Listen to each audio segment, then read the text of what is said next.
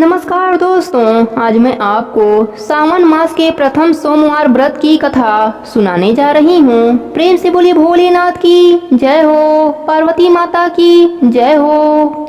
एक बहुत धनवान साहूकार था जिसके घर धन आदि किसी भी प्रकार की कमी नहीं थी, परंतु उसको एक दुख था कि उसके कोई पुत्र नहीं थे। वह इसी चिंता में रात दिन रहता था। वह पुत्र की कामना के लिए प्रति सोमवार को शिव जी का व्रत और पूजन किया करता था तथा सायंकाल को शिव मंदिर में जाकर शिव जी के श्री विग्रह के सामने दीपक जलाया करता था।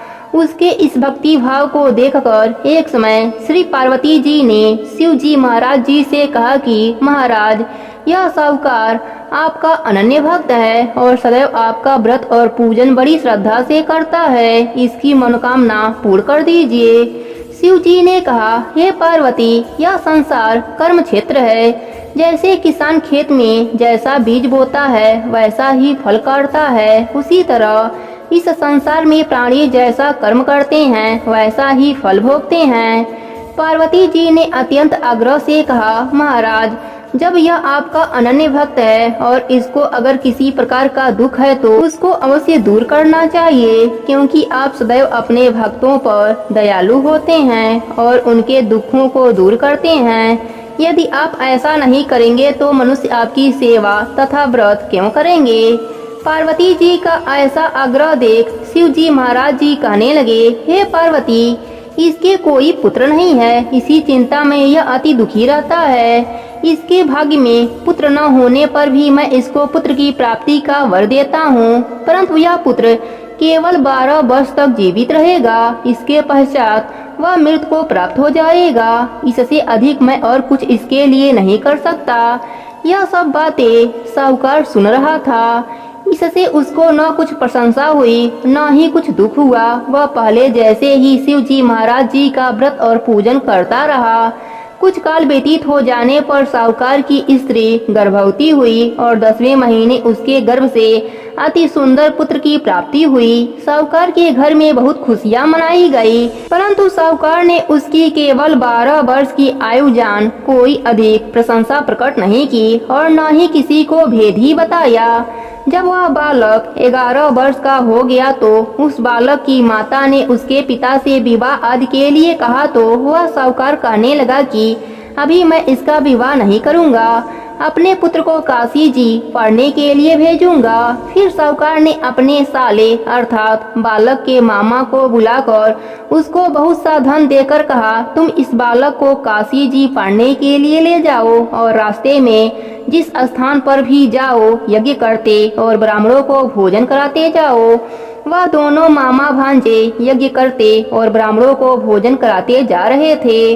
रास्ते में उनको एक शहर पड़ा। उस शहर में राजा की कन्या का विवाह था और दूसरे राजा का लड़का जो विवाह कराने के लिए बारात लेकर आया था वह एक आंख से काना था। उसके पिता को इस बात की बड़ी चिंता थी कि कहीं वर को देख कन्या के माता पिता विवाह में किसी प्रकार की अड़चन पैदा न कर दें। इस कारण जब उसने अति सुंदर सेठ के लड़के को देखा तो उसने मन में विचार किया कि क्यों न दरवाजे के समय इस लड़के से वर का काम चलाया जाए।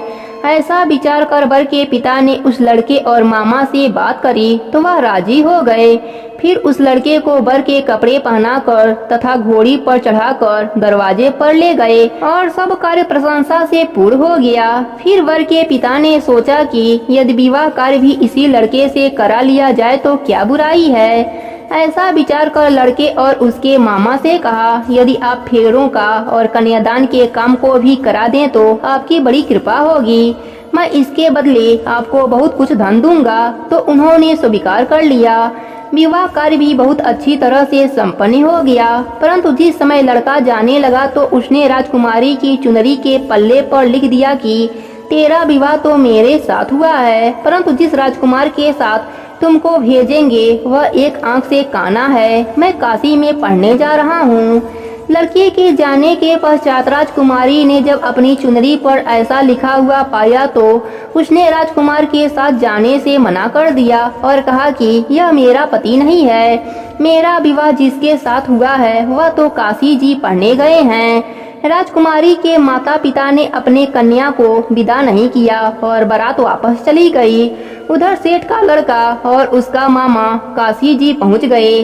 वहां जाकर उन्होंने यज्ञ करना और लड़के ने पढ़ना शुरू कर दिया। जब लड़के की आयु 12 साल की हो गई, उसी दिन उन्होंने यज्ञ रचा रखा था कि लड़के ने अपने मामा से कहा, मामा जी आज मेरी तबीयत कुछ ठीक नहीं है। मामा ने कहा, अंदर जाकर सो जाओ। लड़का अंदर जाकर सो गया और थोड़ी देर में उसके प्राण निकल गए। जब उसके मामा ने आकर देखा तो वह मुर्दा पड़ा है, तो उसको बड़ा दुख हुआ और उसने सोचा कि अगर मैं अभी रोना पीटना मचा दूंगा तो यज्ञ का कार्य अधूरा रह जाएगा।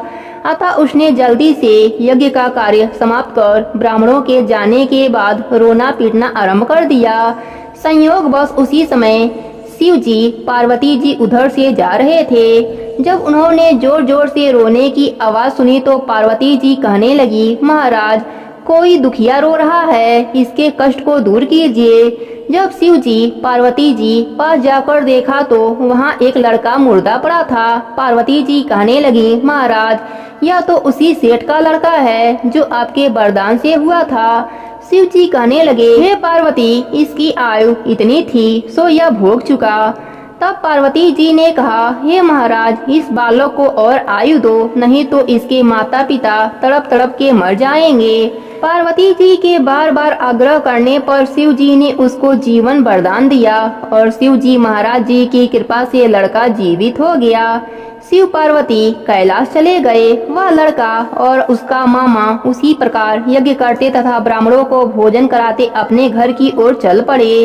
रास्ते में उसी शहर में आए जहां उसका विवाह हुआ था। वहां पर आकर उन्होंने यज्ञ आरंभ कर दिया तो उस लड़के के ससुर ने उसको पहचान लिया और अपने महल में ले जाकर उसकी बड़ी खैरियत की। साथ ही बहुत दास दासियों सहित आदर पूर्वक लड़की और जमाई को विदा किया।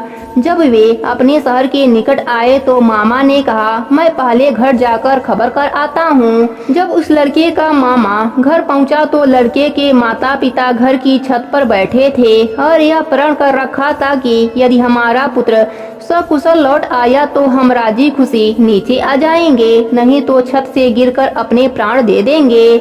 इतने में उस लड़के के मामा ने आकर यह समाचार दिया कि आपका पुत्र आ गया है, तो उनको विश्वास नहीं आया। उसके मामा ने शपथ पूर्वक कहा कि आपका पुत्र अपनी स्त्री के साथ बहुत सा धन लेकर आया है। तो सेठ ने आनंद के साथ उसका स्वागत किया और बड़ी प्रशंसा के साथ रहने लगे। इसी प्रकार से जो भी सोमवार के व्रत को धारण करता है अथवा इस कथा को पढ़ता अथवा सुनता है, उसकी समस्त मनोकामनाएं पूर्ण हो जाती हैं। हे भोलेनाथ, जैसे आपने सेठ को पुत्र शोक नहीं दिया, वैसे ही अपने सभी भक्तों पर अपनी कृपा बना के रखना। कहानी अधूरी हो तो पूरी करना, पूरी हो तो मान रखना। प्रेम से बोलिए भोलेनाथ की जय हो, पार्वती माता की जय हो, गणेश भगवान की जय हो।